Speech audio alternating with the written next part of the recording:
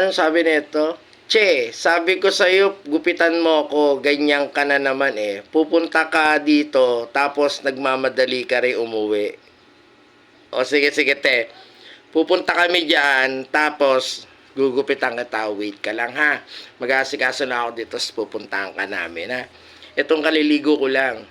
Pwede na ako bumiyay dyan sa Maynila. Sige, sige. Pupuntahan ka. Pupuntahan ka namin. Lilipad na ang team ni Kagunteng. Sige, pupuntahan ka namin. So, nag-usap kami dito sa gusto niyang gupit sa Maynila. Yun yung si Ate Rowena na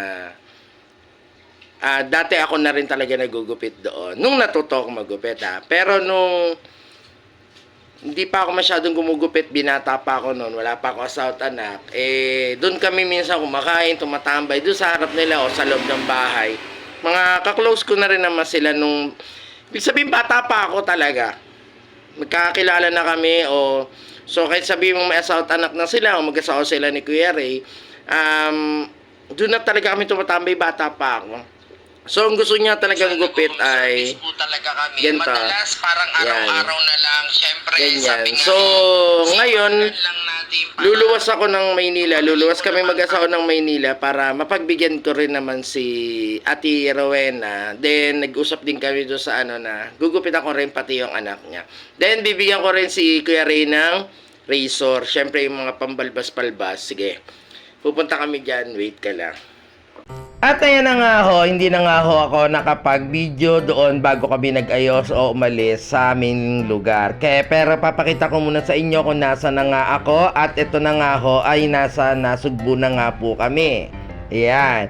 So, gagawin muna namin, nag-stop over muna kami dito sa Nasugbo at magkakape-kape lang muna si iyong Kagunteng kasi medyo linalamig na at marami rin akong dala. Ayan ay pasalubong ko na rin sa aking mga magulang o sa aking pamilya sa Maynila kasi nga luluwas nga ho kami. Yung hindi po namin nabigat, pasensya na at konti lang po talaga ang aming dala. At putulin ko na rin po ay ito na nga ho, nasa Maynila na nga ho kami at malapit-lapit na rin po. Kasi kung bubuin ko po lahat ng videos, pasensya na, baka mapuno ang aking storage ng aking cellphone. At hindi ko na alam kung paano ko i-voice over lahat.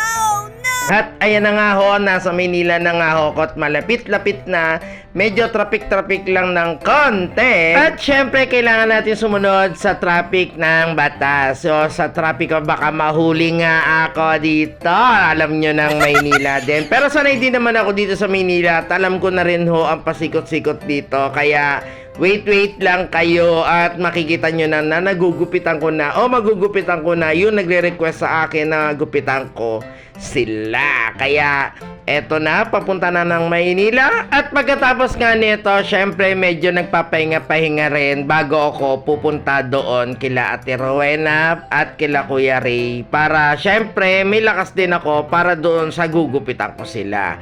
Pagkatapos ng lahat at ayan na nga, pinakita nga sa akin nila yung gusto niyang gupit.